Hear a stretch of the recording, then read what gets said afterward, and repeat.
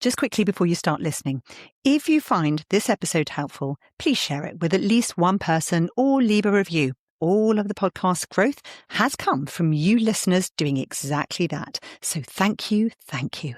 And if you want to get the best tips from each episode, just click the link in the notes to join my Big Hug community on Substack. Now on with the show. Hello and welcome to Teenagers Untangled, the audio hug for everyone supporting anyone going through the tween and teen years. I'm Rachel Richards, mother of 2 teenagers and 2 older bonus daughters. Speaking of teenagers, I have one with me today. Amelia, my daughter. Hello, Amelia.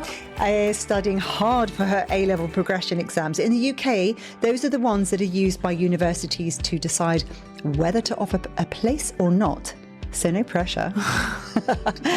Given how many listeners are in the thick of exam season or readying themselves for the future, I thought it would be great to get Amelia in to talk through what helps and what doesn't. Please be kind to me, Amelia. And as a parent, the constant question on my mind is, am I doing enough or too much? And in our talk, we're going to be covering the difference between emotional support and pressure, how to motivate a teenager, how to give practical help that doesn't feel like you're trying to micromanage your teen. And in particular, Amelia has dyslexia and ADHD and her sister doesn't. So I'm hoping this advice will be helpful for those of you who've had a less straightforward path through the educational maze. Amelia, when you went up to secondary school, I think we had some battles over you not wanting to do your homework, didn't we? Do you remember that? Yes, that was tricky. What was going on there, do you think? With me not wanting to do my homework? In fact, you saying that you didn't have any. When you first went to secondary school, I was saying to you, so, you know, when are you going to do your homework? And you say, oh, I didn't get any. And I would say, wait, what? Yes. Sorry, I don't remember that. That's okay. Well, it's nice to blank things, isn't it? Yeah. Well, it just obviously wasn't that important to me. Yeah. I think probably what was going on is I couldn't be asked. But interestingly, why? Why do you think you just couldn't be asked? I think it was growing up, academics was never really shown to me to be very important. I was kind of... Do you think that's because you were dyslexic? Yeah. So I think I was kind of told that I was the more creative person and my sister was the academic person. And like, it was never really stressed to me that it was something which I had to do. So when I was going through my entry exams for my senior school, I remember when my sister went through them, she was revising, she was doing all that stuff, and it just never even crossed my mind to do that. But you were both at the same school. Do you think it came from your parents? Do you think it came from the school or from all of us? Well, I think that, first of all, the school that I went to had different classes. They had a scholarship class, which is what my sister was in. So I think that's one of the reasons why she was why she was a lot more on it than I was. And then we had the normal classes, and then there were 2 normal classes. So there was the normal class, and then there was the bad normal class. And I was in the bad normal class. You saw it that way? Well, I mean, there were only... and this is the problem, isn't it? Presumably they do that just because they want kids to all be... Well, I was in the kind of extra help class. It was more like, these are students who we don't think are going to go on to have very academic futures, so we should stress other things. So I think, well, I mean, there were very, very few people in my class, and all of them were a bit special, including me. You're very special. But for example, there was one boy who was incredibly good at acting, and he had really bad ADHD, and he was also quite good at academics, but it was just never really his thing. So he spent a lot more time doing that kind of stuff than being told to do like homework and just stuff like that. So I think that's probably where it stemmed from, as well as I think my parents, you guys, I think you might have subconsciously stressed me a bit more that it wasn't really my route to go down. And then also, when I was growing up, one of the most amazing things you did was that you stressed that effort was a lot more important than the grades that I got. I think that's a very, very good idea. Kind of backfired with me, though. This is the difficult thing, isn't it? Because what we judged effort by was our teachers gave out effort grades and grades. So what I would do is I'd try extremely hard in class. Looking back, it's so embarrassing because I remember in history, I would literally be jumping up my seat to answer questions. And a nerd who didn't do very well in tests. So what I would do is I'd work very hard in my lessons. And then outside of lessons, I'd be like, okay, well, no one's judging my effort here. So interesting. So interesting. I'm not, so there's no real reason for me to be working now. But yeah, I think that's probably where that came from. I wanted to be honest about this because I want listeners to know that it's easy to get it wrong or to sort of miss the right track. Absolutely. Because I think children can be completely different. This is my first time doing this with you two kids, and we all make mistakes, or we're sort of thinking, oh, this is the right thing to do, and then it's not quite right for that child. No, so. I completely agree. I think that it was a very, very good idea to stress effort over grades, because most people aren't A-star students, and trying to force them to be A-star students won't do anything except kill their spirit. So in general, I think that that's an amazing thing that you did, because no matter how hard I worked, I don't think I would achieve A-stars on anything. And the thing is, you are smart. You're very smart, and you're actually quite capable. So what's changed? Because I've been looking at your studying lately, and it's incredible. The way that things have shifted. The listeners know that you took a year out when you were 16 because school wasn't working for you at all. And it was multiple factors. Do you think that that's had any impact, particularly on where you're at now? Well, I think at my old school, I definitely wouldn't have been working this hard or like this at all. Why? I was in not a very good state of mind. And, I wasn't really looking towards the future. It was more just like trying to escape the now. So that can have a massive effect on your ability to actually be able to work, caring about work as well. So I definitely, if I had stayed at that, I probably would have failed my A-levels, I'm going to be honest. We agreed with you that it was a good thing to take a break for a year. Or it wasn't even, at that time, we didn't know it was going to be a break from academics. We said, fine, let's just let the pressure cooker off and you figure things out for a year. So we didn't even know that you were going to go back to anything academic. It was going to be something else, wasn't it? The original plan was that academics weren't working out for me, and there were a lot of factors towards that. It wasn't that I wasn't academic, and I was just like, I don't think that this is a very good idea for me to stay doing academics because I don't think that I'll do very well in them. So that meant that I decided to leave, and I was going to go to a media college in London called Access Creative College. If anybody, I'm not sponsored by them or anything, but if anybody's thinking about going into a creative industry when they're older, definitely check out that. Yeah. Which looked amazing.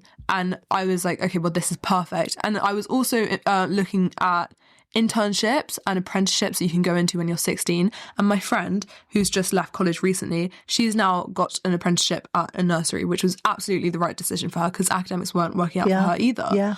And I think that it's a really great decision to do that.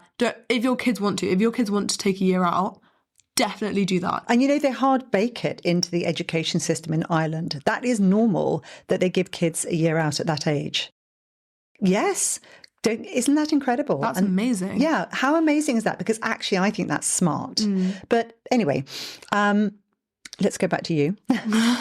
So I think that if I had gone straight from GCSEs to the college I'm at now, I think that I would probably be about the same place that I am now, because I really wanted to do well. I really wanted to work, and I wanted that future. I remember over that summer I was like, this year is going to be different. This year I'm going to work so hard. I'm going to do really well in my A-levels. And then obviously I left school, so that really didn't work out very well.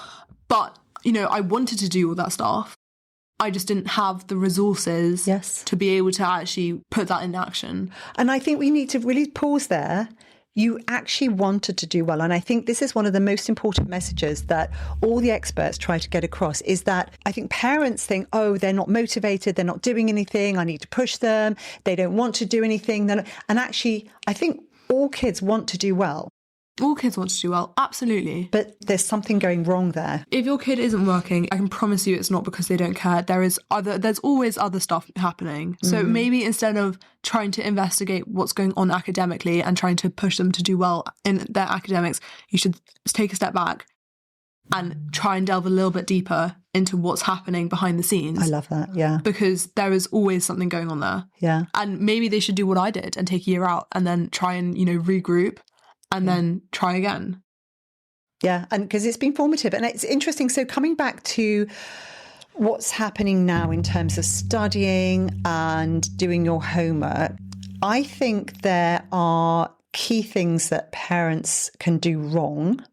Nagging, over-controlling, fear-based pressure, comparison with others.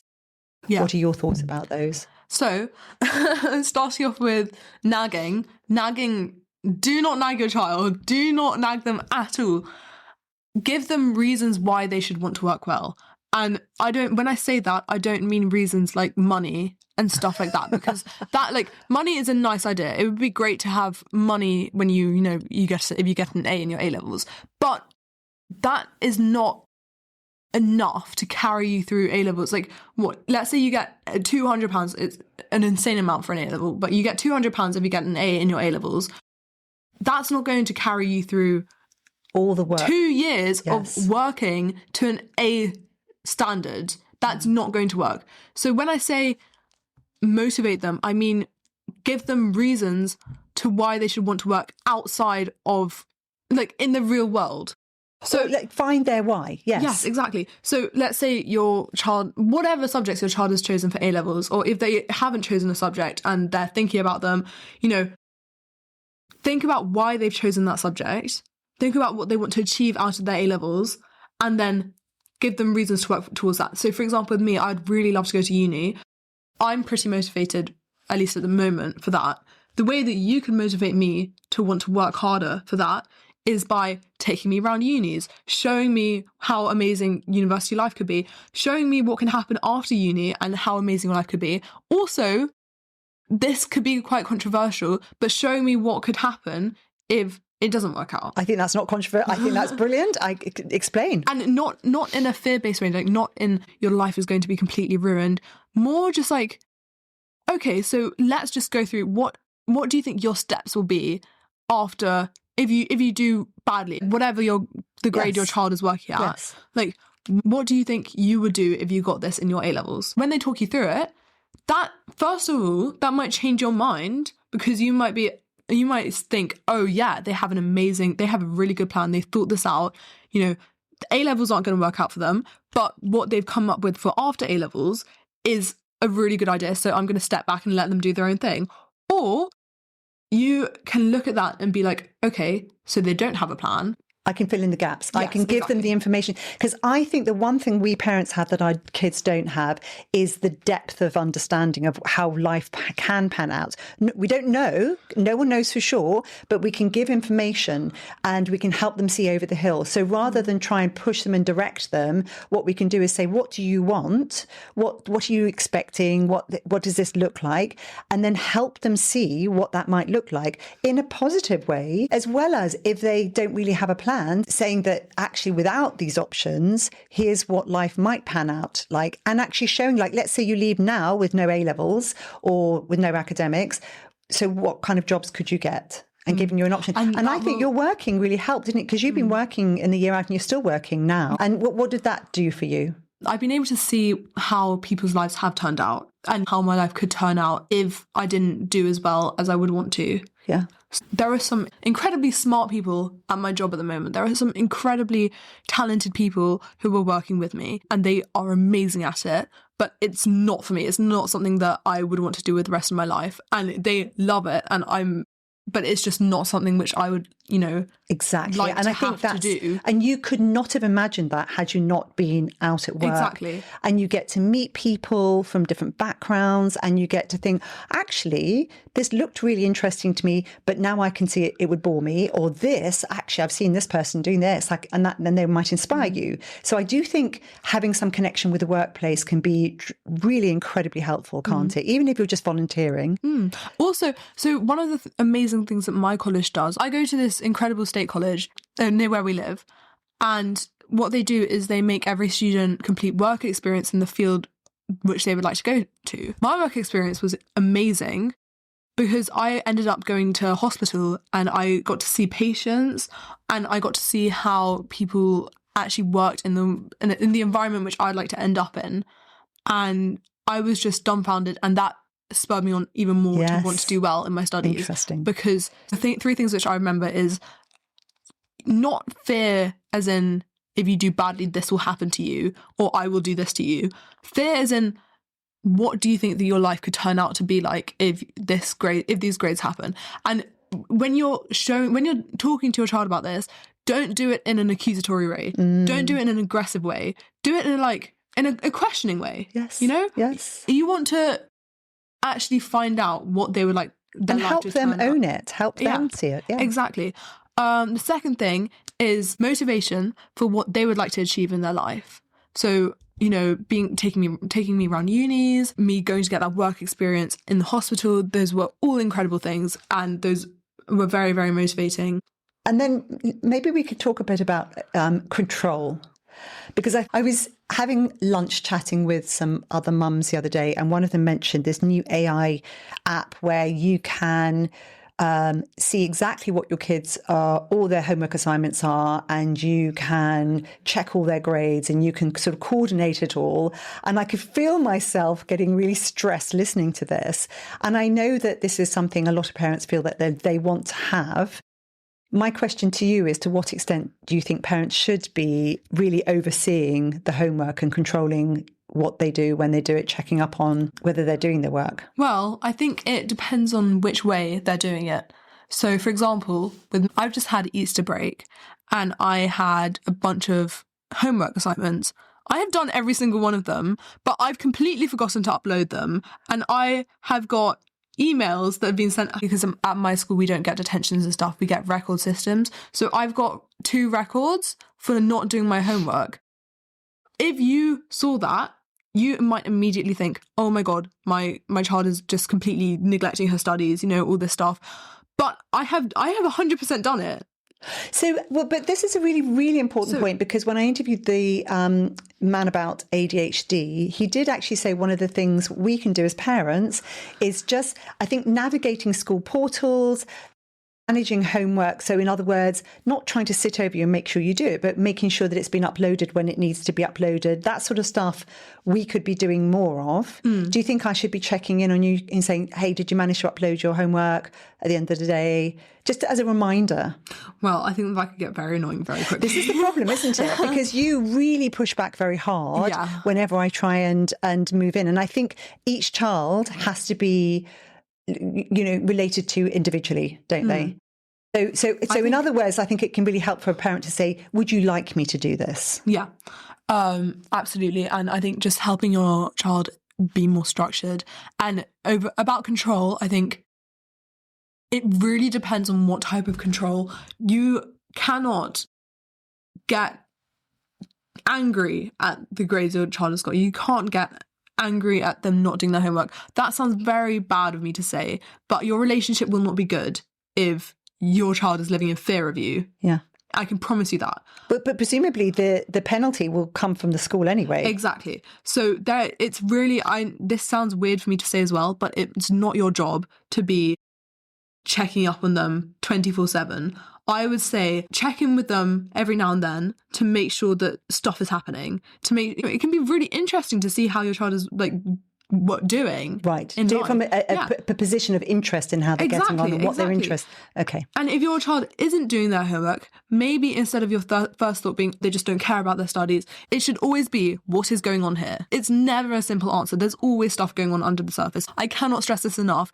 Always try and figure out what else is happening, which is meaning that they're not doing their homework. I love that. I think that's so right. It could be relational with their friends or with their teacher. It could also just be procedural, where they're not sure how to access certain things. There are lots and lots of things that can fall down. Absolutely. And we should never jump to, my kid's lazy, they don't care, any of that stuff. I completely agree. Trust them. Trust that they want to do well. I love that. And I think that absolutely is what all the experts say too. And if it's repeated and they're just never doing it, there is something going on. There is something going on, probably with their mental health, which you need to check up on, that isn't related to school. And when I can't stress this enough, when you're checking up on their mental health, don't do it in, I've just had a fear response that my child has got bad mental health. Don't be emotional about it. You need to take a step back and think about, if that was you, what would you want your parent to say? What would you want your parent to do?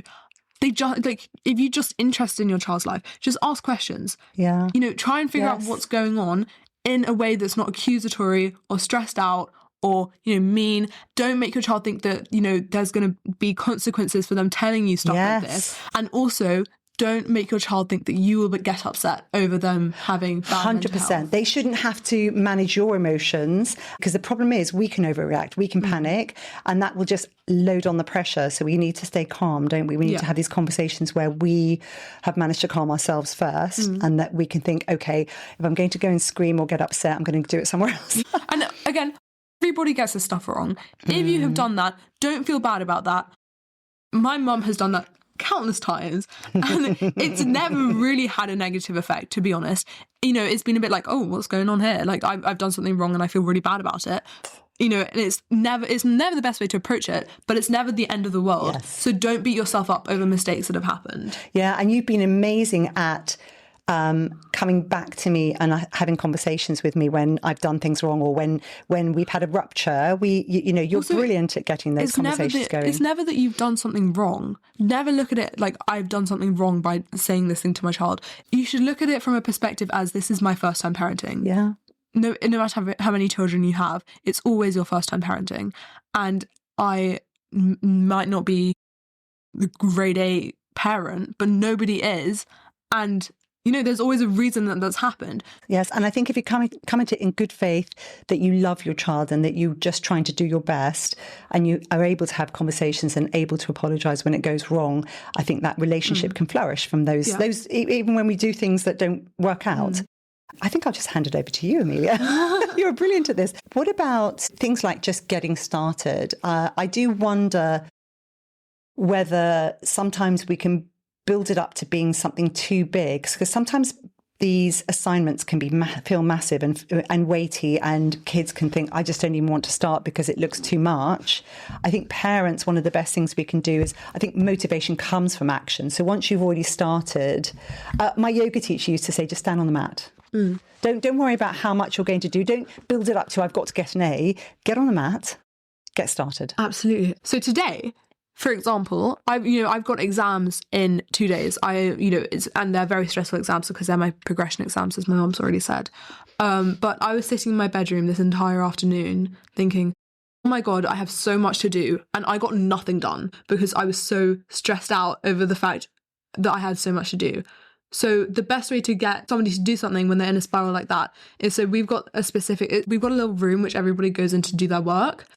If I just sit in that room, that will immediately get myself in the right headspace to be able to do that work. It's just, you just need to take it step by step, always step by step. Yeah, I think just lowering the bar, just to get started, be in the place, have the light that you always switch on when you're going to study. We've seen lots of things like this. You've been doing this amazing thing where you film yourself.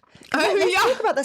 Some of the things that you've been using to really help yourself, because I kept saying, right, I'm going to take your phone away. So I've got multiple apps on my phone to try and actually keep me off my phone when I'm studying. To be honest, none of them have really worked for me. I know a lot of them have worked very well for other people, but what happens is I just end the floor session, and then it kills the tree that I spent 45 minutes growing, but I can go on my phone. Yes. But what I've done is I've now got this is going to sound really weird, but my friends and we have a little TikTok account. It's only got my closest friends on it because it's very embarrassing to be posting that kind of stuff up with random people. So yeah, I film myself revising and studying, and then I make a little montage of my day, and then I post it to that, and then everyone's like, Amelia, how the hell did you manage to do this stuff? I'm so impressed, just stuff like that. And then it's like, it makes me feel really good about what I've done in the day, and it also keeps me off my phone when I'm working. And at the end of the day, I can actually look back on myself working and think to myself, wow, I've done so much stuff. And you've been working so hard. It's been incredible. For people who are panicking, going, oh my goodness, this sounds awful because she's got no control over her phone use. And I would say that it's always better to take away the phone, always. And with your sister, Phoebe, that was what I was having to do. She was using Flora, and she's very disciplined, but she was much happier when I took away her phone. It's child specific.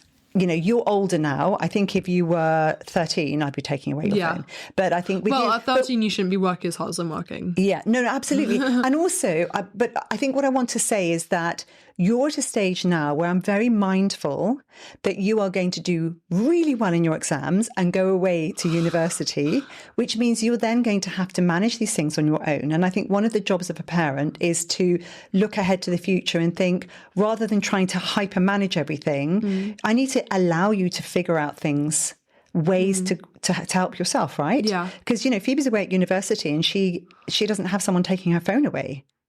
So you can't rely on this once a child's going away. So you have to gradually allow your child to have their own systems in place, don't you think? I agree. Yeah, I agree. it's really important. So what about, being an ally? How can a parent perform as an ally rather than a manager? Am I an ally or a manager? Depends on the day. I would say that you're definitely more of an ally than a manager. So I think the main thing is fear. Your child can't be scared of you. Yeah. If you've got a bad relationship, it's probably surrounding the fact that they're scared of you, or that when they're around you, they feel attacked. This is not me saying that you're a bad parent because of that. If you have a bad relationship with your child, and I'm not blaming you, it's everybody's first time parenting. No one's got it figured out. So being a manager, for example, would be taking my phone away from me when I'm trying to do work without asking me first. Not trying to figure out what my needs are, but putting yourself in your position and thinking what your needs would be in my position if you were me. That would be more of a manager, because two people are never the same. You never have the same needs. So if you look at your child who's trying to work or trying to do anything really, and you're like, oh, if I was in that position, I would want my parent to do this, or I would need my phone to be taken away, or I would need, strict rules on how much I have to revise a day. There's just that kind of stuff. I think that would never work because everybody's different. Yeah, I think that's absolutely right. I've got 4. I didn't spend all my time with my bonus daughters, your older sisters, when they were going through this, but I had some of my time with them when they were studying, and you are all very different. And I think that the most important thing is tuning into what your child wants and ask them. Ask them, is this working? Try it out. If it doesn't work, try something different. The main aim is like, are you studying? Do you feel motivated? Are you happy? One thing you have said to me is actually knowing when your meals are so that you can plan around them is very important, right? Any other little tips? What about sleep times, things like that? Well, I would say take your kids' phone away from them when they're sleeping. Yeah, for sure. I mean, that's kind of a bit contradictory to what I just said about, No, it's phone different. use. It's different. But I think, overnight it's quite important. It's critical. Yeah. To have their phone away and take your phone away from yourself when you're sleeping as well. That's something that's that our deal, isn't it? Yes. Yeah. If my mum's taking my phone, she has to put her phone outside as well, because her sleep is just important as my sleep. Just as important. So why would that mean that she would get to keep her phone and I wouldn't? So, lead by example. The worst phrase you can say is, do as I say, not as I do. Because what do you mean? And I do think that one of the other things that's really important at home is that you are getting enough stress at school. And I think that we don't want a really stressy household. So, because it can kill motivation, can't it? And it's just decompressing, giving an environment where you feel completely safe. And not that, you're going to have to protect yourself from stressy parents. What about parents checking up on grades all the time? I mean, I've never really done this, but I know that there are parents who will say to their kids, I expect an A from you. What have you got? When you're coming home with a grade and it's not a grade you were hoping for, if a parent then says, well, what's your grade? And then makes you feel shameful about it. Well, this goes back to what I was saying about the whole living in fear situation. You will never have a good relationship with your teenager if your teenager is in fear of you. It's impossible. Checking up on grades, I think it's a good idea to want to, it's nice to know where your child's at. It's nice and also for them to share it with you. Yeah. So for example, with you, my mum, I tell you any grade I get, I will tell you, because it's nice for me. If I get a bad grade, it's like, it's a stress release, Yeah. I don't want to think, okay, if I'm going to tell you this grade, I'm going to get shouted at. Or anything like that, or that you're going to be disappointed in me. For example, I don't really tell my dad the grades that I get, because I know that he would get disappointed in me, or he would start comparing me to my sister. That just makes people feel bad, I think. And I don't want to get bad grades. Nobody wants to get bad grades, but it happens. It will always happen. Other than to Phoebe, who's my sister. Darling, she failed a driving test. 3 times. Best day of my life. No, I'm joking. I love her so much. Checking up on grades. You want your child to want to share that with you. Yeah, I instead love of that. you having to find it out through means, of looking at their portal or looking at the whole AI thing, which collects everything into one place. You want them to want to tell you instead of them having to tell you or them being scared of you knowing. Your mentor, sit side by side with them, look out at the world. What's it doing? How are you coping with it? Your job as a parent, from my perspective, is to help your child understand the world and, live through life the way that they want to live it. Yes. You cannot help somebody who doesn't want help. You can't control somebody who doesn't want to be controlled. And you don't want to be controlled.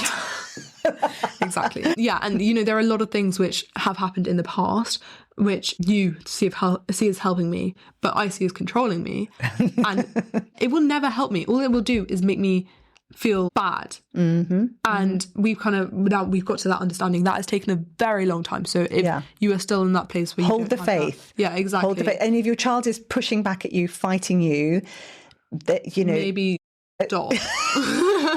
Because you have been the kid that's taught me the most in a really positive way. Yeah, we were talking about this. We were talking about this the other day. We were in the car and my mum goes, "Oh, I'm really glad I had you, Amelia, because otherwise I would have thought that I was the perfect mother and I was sent to challenge her." Yeah, you stopped me being smug. But it's great. I'm really happy because I adore you, and I think you're brilliant at teaching me how to parent you, and that's actually quite a thing in itself. So don't underestimate the power of that. It's amazing. Are there any other tips you'd like to give to parents who are listening at the moment, who are in the house with their kids? There's lots of stress about the exams, and is there anything else you'd like to tell them? Well, okay, so first of all, if you're feeling stress over your teenager's exam, something's going wrong here. You shouldn't be stressed because you're scared of what grade they will get. That should not be happening. I think that if that's happening, you should probably take a seat and think, okay, why is this happening? Why am I getting stressed? That happens to a lot of people. I do think that you should unpack that a little bit and try to think why it matters to you so much. And then maybe you should share it with your teenager on why it matters to you so much, so then they can be more understanding to why you're stressed over their exams. And then I would also just like to reiterate, because there are a lot of teenagers who aren't working and their parents are looking at them and they're like, "Oh, you're just not doing any work. You must be lazy," and stuff like that. Never the case. Everybody wants to do well. Nobody looks at, for example, I know this is a bit extreme, but nobody looks at a homeless person and is like, "Oh, I want to be them." You're absolutely right. And I think they just get stuck. Exactly. They get stuck for some reason. There's always a deeper meaning. And if that's happening, I really think that you should be unpacking that and not coming from a perspective of why aren't you doing work, coming from a perspective of what's going on in your life, which is going wrong. And then that will lead you to the answer of why they're not working hard. And then you can resolve that. I want to stress that so, so deeply, because that is something which a lot of parents miss out when they're looking at their child and they're just not doing any work. Their immediate responses, they just don't care. They're just lazy. No, there's always more that's happening. Oh, darling, that's so beautiful. It really is. It's so beautiful. And actually, that's what Ned Johnson said.